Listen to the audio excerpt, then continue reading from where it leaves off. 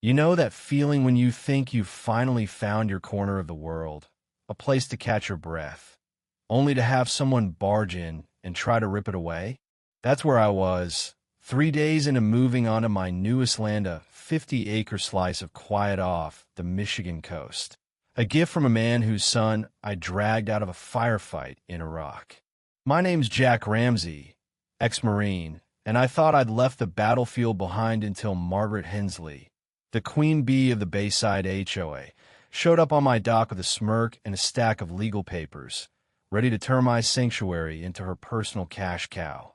It all started when I was still unpacking, the smell of fresh paint mixing with the lake breeze. This island, Willow Point, was my reward from Victor Grayson, a tech mogul who never forgot that I took 2 bullets to get his kid home safe. He didn't just give me land, gave me a purpose, a place to heal after years of nightmares and VA appointments. But that peace lasted about as long as a summer storm. Monday morning, I'm sipping coffee, watching mist curl off the water, when this 50-foot yacht roars up, all polished chrome and bad intentions. Margaret steps off, her heels stabbing my dock like she's claiming it for herself, flanked by 3 suits who look like they'd sell their own kids for a bonus. She's in her late 50s, hair sprayed stiff as a board, wearing a mint green blazer that screams, "I run this town." I'm in a faded USMC shirt, paint-splattered jeans, feeling every bit like the guy who just wants to be left alone. "Mr. Ramsey," she says, her smile sharp enough to cut glass. "I'm Margaret Hensley, Bayside HOA president. We need to talk about your situation." Situation? I'd been here 72 hours, barely got the couch in place, and she's acting like I owe her rent. I cross my arms, let my marine tattoo peek out, and say, "This is private property, ma'am. My dock, my island." Her smile doesn't budge, but her eyes flicker like she's sizing up prey. "Oh, Jack," she says like we're old pals, "this island's part of our community's green energy plan. The previous owner failed to disclose certain obligations." Obligation. Victor Grayson was sharper than a tack, had every paper in order before he passed from cancer last month. This was a shakedown, plain and simple, and my gut told me I was walking into an ambush. She hands me a folder thick as a brick, full of maps and contracts about a $3 million wind farm turbines on my eastern shore, solar panels where I'd plant a garden for vets like me, a maintenance shed where my cabin sits. I'm no lawyer, but I know a land grab when I see one. "This island's 7 miles from your community," I say, keeping my voice steady, though I'm itching to toss her folder in the lake. She pulls out a map, red circles drawn like battle lines, and says, "It's within our extended municipal boundary. You're in our jurisdiction, like it or not." I tell her I'll review it with my attorney, which is a bluff. I don't have one yet. She gives me 48 hours to sign her compliance agreement, or else they'll escalate. As her yacht pulls away, I hear her mutter to her team, "Just another washed-up vet thinking he's still a hero. He'll break." That night, I'm pacing my cabin, the folder spread across my kitchen table like a war map. Buried in the fine print is the real kicker. Margaret's set to pocket $400,000 as a consulting fee for handing my island to Bayside Energy Corp., run by her husband, Charles Hensley. 50 homeowners already sign away their rights for pennies, thinking they're getting cheaper HOA fees. It's a scam, slick and legal, preying on folks too tired or broke to fight. I call Sarah Carter, a lawyer who helped my buddy with a VA claim. She picks up. All business. "Jack, you inherited an island?" "I'm coming to visit." I laugh, but it's hollow. "More like a war zone," I say, and fill her in. She's quiet, then says, "Margaret Hensley's bad news. Don't sign anything. I need 6 hours to dig." By dawn, the escalation hits. 5 boats circle my island, blaring music loud enough to rattle my Windows Classic psyops to wear me down. I sip my coffee, grab binoculars, and log their registration numbers. One boat's different, sleek, with two guys who move like ex-cops, probably hired to watch me crack. I'm not cracking. I've faced worse than boat parades in Fallujah. Sarah calls back, her voice grim. Jack, Margaret's done this before. It targets vets, seniors, anyone vulnerable. 3 years ago, a Navy vet, Tom Harper, lost his home and didn't make it. Another, the Millers, sold after endless fines. She's got Charles's bank holding half the county's mortgages. It's a racket. Then she drops the bomb. My island's under federal protection, a Cold War-era testing site, meaning any unauthorized move here is a national security violation. Margaret's not just greedish, walking into a federal trap. I'm ready to call the FBI, but Sarah says, wait. Let her overplay her hand. Document everything. So I do. When a drone buzzes overhead, snapping photos of my cabin, I snap back, catching its ID number. I call Deputy Mike Larson, a nervous kid who shows up in a patrol boat, muttering, Mrs. Hensley says it's an environmental survey. I hand him the federal deed.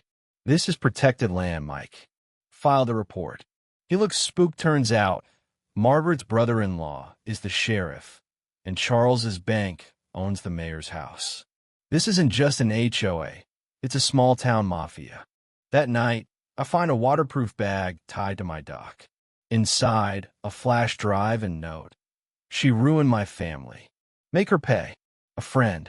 The drive's of Goldman emails, bank records, even a recording of Margaret joking about Tom Harper's death, calling him one less basket case clogging our lake.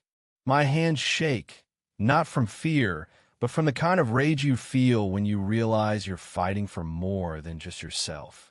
I sent it all to Sarah and my old squad leader, Nate Hawk Dawson, now with NCIS. Hawk's voice crackles through the phone.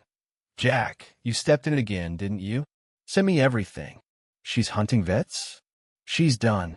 The next morning, a construction barge anchors just off my shore, drilling into the lake bed federal waters. I film it, play the distressed vet from Margaret Spies, shouting at the workers while my camera rolls. After 30 minutes, I call Hawk, Code 7 violation, unauthorized drilling on a strategic asset. He's grinning through the phone. Got visual? Good. Hold tight, cavalry's coming. Margaret calls, venom in her voice. Sign the papers, Ramsey, or I'll bury you. I fire back. You're drilling in federal waters, Margaret. That's treason. Did Charles forget to read the fine print? She screams, You're nothing but a broken soldier, and hangs up. I smile. She's losing it. Then her goons show up 12 guys in a speedboat, built like linebackers, one in a tactical vest like he's auditioning for a bad action flick. Mrs. Hensley sent this. The big one says tossing an envelope. Accidents happen on islands. Ramsey, sign, or you might slip. I'm recording, playing scared. You threatening me? He grins. Just saying, PTSD vets don't do well alone. That's when Hawk's voice hums in my earpiece. Let him cross the line, Jack. The goon steps past my boundary marker, and suddenly 3 Marine boats appear, silent as ghosts. 17 Marines in full gear surround the dock, red laser dots dancing on the goon's chest. Captain Luke Tanner, an old buddy, steps up. Federal agents. You're under arrest for trespassing and threats. The goon's partner fumbles for something bad move. He's got 5 rifles on him before he blinks. Margaret's final play comes at dusk. Her yacht pulls up, floodlights blazing, cameras rolling for her public service stunt. She's got Sheriff Daniels, a psychiatrist, and a crowd of concerned citizens. Megaphone in hand, she booms, Jack Ramsey, you're a danger to this community. Submit for evaluation, or we'll take you by force. I step onto the dock calm, no weapons, just truth. Margaret, you destroyed Tom Harper. You bankrupted the Millers. You're stealing from vets for profit. She laughs, shrill. Delusions of a broken man. But then her daughter, Emily Hensley, steps out, playing that damning recording for the cameras. Margaret's face collapses as Emily says, "I'm done hiding your crimes, Mom." FBI agent Laura Brooks emerges, badge flashing. "Margaret Hensley, you're under arrest for fraud, racketeering, federal violations." Marines swarm, cuffing her as she shrieks, "I own this lake." Luke smirks. "Not anymore. Enjoy federal bars." 6 months later, I'm on my dock, watching vets fish and laugh where Margaret planned her turbines. Willow Point's a sanctuary now cabins, gardens a memorial for guys like Tom. Emily, free from her mom's shadow, funds her programs, honoring the families her mother crushed. Margaret got 20 years. Charles and their cronies got less, but enough. The Bayside HOA's gone, property values up, families coming home. They call it the Ramsey Harper Act now, protecting vets from predators like her. Hawk's here running security, and Dr. Lisa Carter Sarah's sister, who started counseling our vet, sits with me sometimes, her hand in mine, building something real. But here's the thing, what if Emily hadn't turned? What if I'd signed that first day, too tired to fight? Evil like Margaret thrives when good people stay quiet. So what would you do? Face down a bully like her, or take the deal and walk away? Drop your thoughts below. Let's talk about justice, community, or just how far you'd go to protect what's yours. Hit that like button if you're glad she got what was coming, and subscribe to hear more stories of folks standing tall against the odds.